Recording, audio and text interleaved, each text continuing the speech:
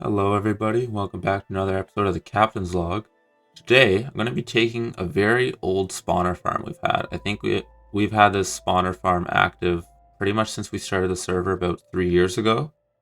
I was very fortunate to find a double skeleton spawner, so it's been a good source of bone meal for us, and XP. But with the recent changes in Minecraft 1.21, figured I could make it a little bit better by taking advantage of the new potions, specifically the oozing potion to spawn some slimes, because I don't have a good slime farm either. And we're also going to take advantage of the auto crafter to kind of compact some of the drops that we're getting out of it, just to make it a little bit better. We're going to basically do those two things. We're going to compact all the resources we get, as well as add the oozing potion, like an auto brewer on the back there, so that we can get more XP from it, as well as extra slime. So on the back here, I'm just going to start. I've kind of mapped out the area I want. I'm going to build an auto brewer. It's a simple design, one that like you see on the internet by many different people. Yeah, that's kind of just it. Nothing too fancy. Just a simple circuit. Basically just sends a torch tower over. And this torch tower in the end is going to activate all of the droppers that we have later on. Those droppers are going to send the ingredients one by one into a hopper leading into the brewing stand. I'll get my brewing stand out now.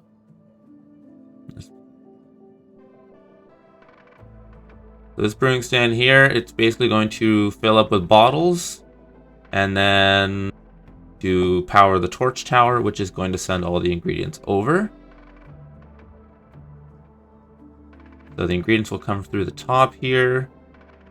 And we're just going to make kind of a dropper tower.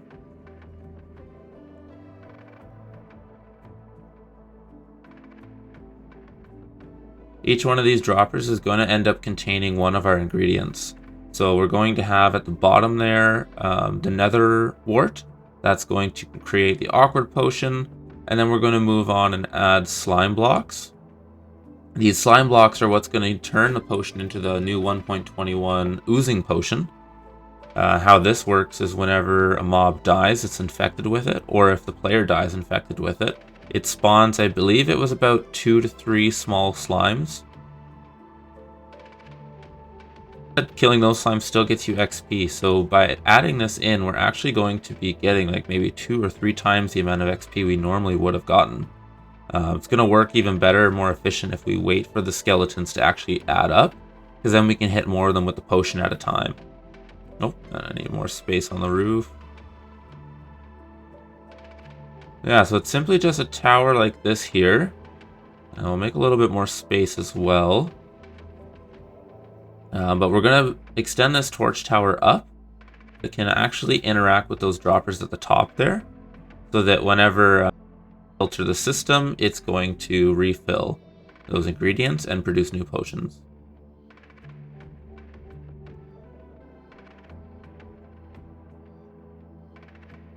I've been planning on doing a lot of mining just to clear out new area for a redstone minigame I want to make. And I knew I was going to need a lot of XP to repair all those pickaxes. So I knew I needed to up the farm. I could have went to our guardian farm, but to be honest, those rates are already pretty good. There's not too many ways I could have increased that.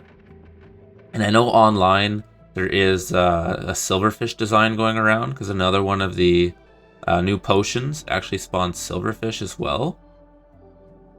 And I know that was an option, but honestly, with the amount of redstone I do, I need a lot of slime already, and I just knew that adding it on to this pre-existing farm would probably be a little quicker than designing my own silverfish one. Also, silverfish are not fun to deal with. At least slimes, they don't really hurt you that much, especially the small ones. And yeah, I already have the chamber set up, so I might as well just add this on here. And silverfish, they don't really give you good drops, so at least here I'm getting the slime balls. I'm getting something out of it. I'm going to start filling all these chests now, because I think we're pretty much done this auto brewer. I'm just going to set up a timer on the side in a bit here, so that we can refill it as we're using it. And oh, we gotta break the block on the top. I think I'll move the position of this chest just to get it out of the way. Then I can add more storage on the left side later on. If I find, because in here, see, the blaze powder doesn't go in here. Oh, I gotta manually put in the blaze powder. Okay, that's all right. It doesn't. It usually lasts a while, especially if I can put a whole stack in there. This is kind of just my trash chest for now. That was the old system. So we're kind of gonna swap it out. We're gonna get a better storage system too. So with all these drops and the increase in the drops, we're gonna need a better storage system than one double chest. I'm just gonna get myself a little bit more space to work with here.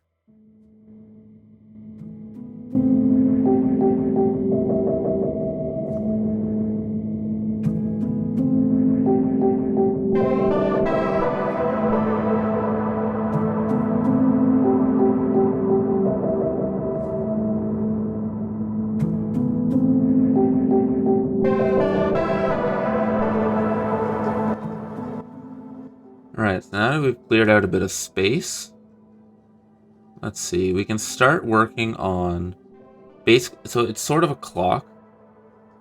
It's going to be a dropper hooked up. We'll get this bat out of here. We're going to hook up a dropper to the lever that activates the potion. So I'm going to have a lever on the side that allows whoever's coming over here to use the farm to pull the lever when they see there's a lot of skeletons to allow there to be a potion dispense. I thought about using an iron pressure plate and gauging the amount of mobs that there was to automatically do it. But to be honest, like, I was coming into like entity cramming if I had it in like a 1x1 area, as well as the slimes kind of have a radius when they spawn out, so they would have been like shot out of the killing chamber. So right now I have a 3x2 platform that is the killing chamber, and that's a little bit too wide to have a mob sense like pressure plate, just because you'd have to have a large amount of mobs in there to actually set it off. And then I'd be concerned about lag at that point. Yeah, because as you can see here, there's way too much space to use pressure plate in there. So what I'm going to do instead is just going to have a manual lever hooked up to an observer. That's going to allow the player to manually just trigger potions whenever they want. Oh, gonna organize my inventory a little bit here. The other benefit to this as well is we're going to be able to track the amount of times that the lever's been pushed as well, using a simple dropper circuit attached with swords inside, just because the swords are going to give out a much greater much greater signal strength. And that signal strength we'll be able to use to kind of set up to a reset timer, and then watch out for the lava. And then the reset timer is going to be able to auto brew more potions to make sure that we always have the dispenser full. So I'll just build it here quickly. Oh, and I'm falling in a hole.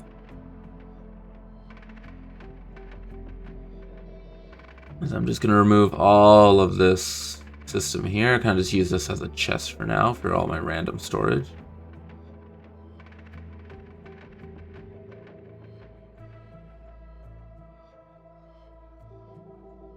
Take this old item sorter I had.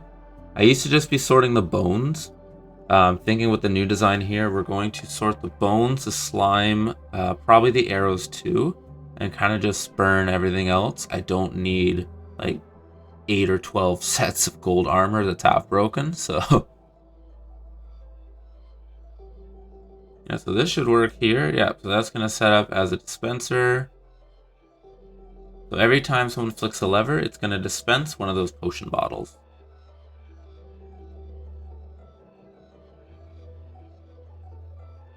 Alright, so now that we have it all connected here, this is going to be the simple clock that's just going to measure how many times people use the dispenser. And it's kind of hooked back up to that auto brewer, so it's going to start auto brewing every time we've used 3 potions, which should continually cycle through and make it so that we never run out. As you see here, we have swords in the dropper, and one of those gets shot out every time we flick the lever over here. And yeah, so every time I flick that, it's going to send one sword over into the system. Oh, I guess I'll have to block that off so they don't fall out. But it moves one over every time, and once it reaches 3, it is going to throw them all back out and then reset the system. So we have a little observer clock connected, so once 3 go through, it's going to trigger that piston to start the observer clock and spit out all 3 of those swords back into the bottom dropper, restarting the clock. And that way it's going to allow us to keep track of how many potions we have so that we don't end up running out. As long as I fill these little ingredient droppers, which to be honest, they can fit like 9 stacks of each, I'll probably just fill them up right away and then we'll be good for at least a while. Now just quickly go grab all the ingredients for the potions there. Alright, so now I have all the ingredients here. I think I'm going to just throw the water down so I can easily make bottles whenever I need to. Those will get back my inventory once I empty out the current ones. We're just gonna fill up as much as we can here.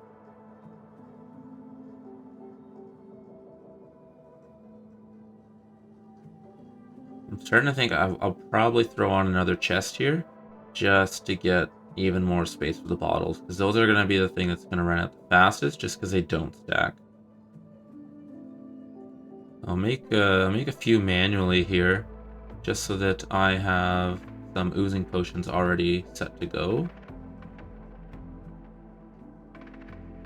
Yeah, I'm just going to throw on another chest just on top there.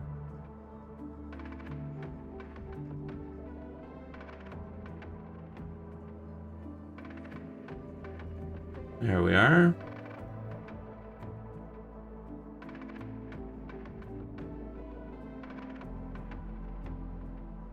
We'll fill this all up with as many bottles as we can carry.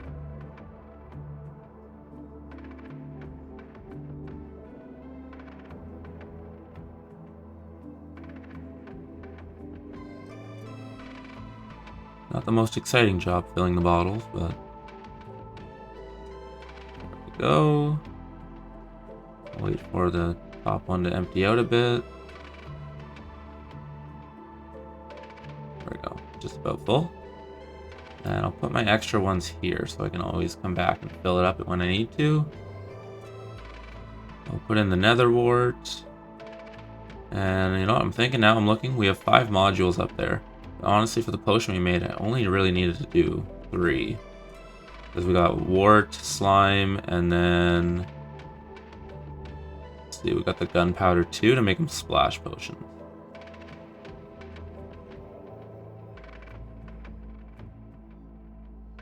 And we'll throw the gunpowder in the top here.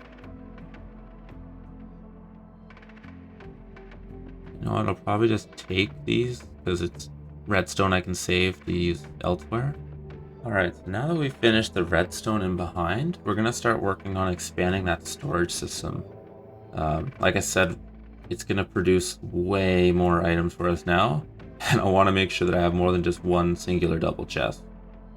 I'm just going to start doing a little bit of a time lapse here while I build out the room, and I'll slow it down here when I start working on the auto crafting system to kind of show you guys how I was designing it there.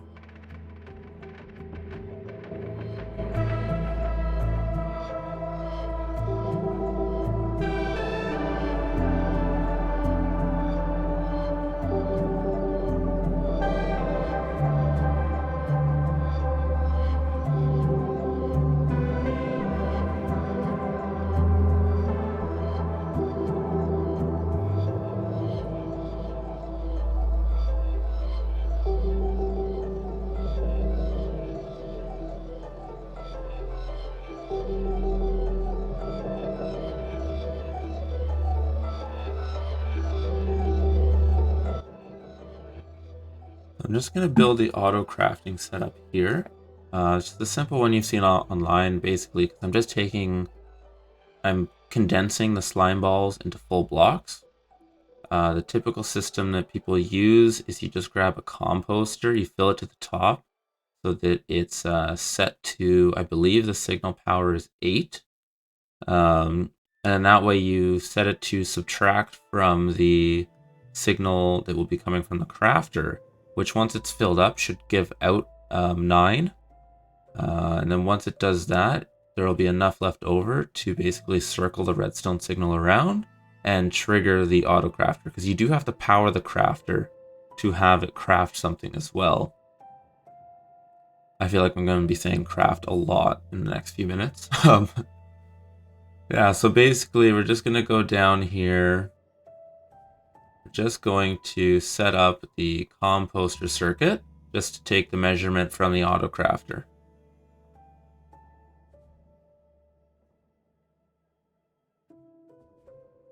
Put a block here. Need a little bit more space.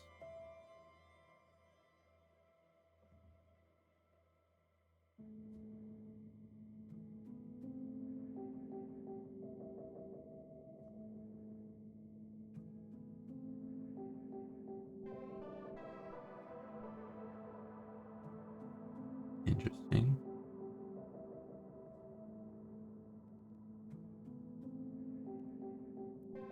Alright, so now we're just going to put it to subtract mode. That's going to take away whatever signal's going into the side of it. It's going to take it away from the signal coming out. Because we don't want the power to be left on, because then the auto crafter will craft once and then it will stay. So we basically need it to cycle through. We need it to be a clock that's continually going. So we have the redstone repeater on the side there. That once there's enough power going into that comparator that it can power the block, it will power the redstone dust beside it, triggering the repeater to push out whatever's inside the crafter. And that's basically going to fill up right to the top. Now, if I take some slime balls, we should be able to test this out pretty easily. And as you can see, as it fills up, once it reaches 9, it sends a power through that's going to craft a slime block for us. A nice simple circuit just to condense any materials we have. This could work for coal, iron, pretty much any condensable block. It's the same circuit. All right, so now that I've done that for the bone blocks as well, and I've put in auto sorters for them too, this is pretty much how the farm works. You can go up, kill the skeletons. Now it's going to spawn all the slimes for us to get some extra levels as well. Now, the amount of skeletons there was pretty much just waiting a few minutes. And so as you can see, we're getting about 3 or 4 levels just by waiting like less than 5 minutes for this, which is way more than what it was before. So now if we go down to our storage room here, you can see it's slow, but you can see that the slime blocks are being crafted and sent out into the chests. And same thing is happening with the bone blocks there. And then I also have storage behind for the arrows. Oh, it looks like there's a little bit of debris left over from building it. And then finally, everything else goes into this large chest here that gets burned in the lava. So yeah, that's how I made my upgrade to the slime farm there. I hope you guys enjoyed, and please like and subscribe for the next one. And I'll see you later. Bye-bye.